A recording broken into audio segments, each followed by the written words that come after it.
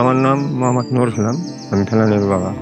সুন্দর করে সাজিয়ে বিয়ের আয়োজন করে পড়িয়া সব রেডি করে নিয়ে আসতেছিলাম। দিয়েছে অমিয় ঘোষ আমার মেয়েটাকে পাখির মতন গুলি করে চিজম মায়েরা কারো তারে ঝুলে দিয়েছে। আমার ফেলানিকে এই যে এইখানে ঝুলে রাখছে, ওই কাটা তারে মাথায় ঝুলে রাখছিল, কিন্তু আমি এখনো বিচার পাইনি। বিচার পাবো কি? আমাদের দেশের সরকার উল্টে তাদের পক্ষে হয়ে কথা বলছিল। যেহেতু আমাদের বাংলাদেশের সরকার ছিল আওয়ামী লীগ, শেখ হাসিনা, তাদের ভারতের পক্ষ হয়ে কথা বলছে। আমরা ওরকম সরকার চাই না।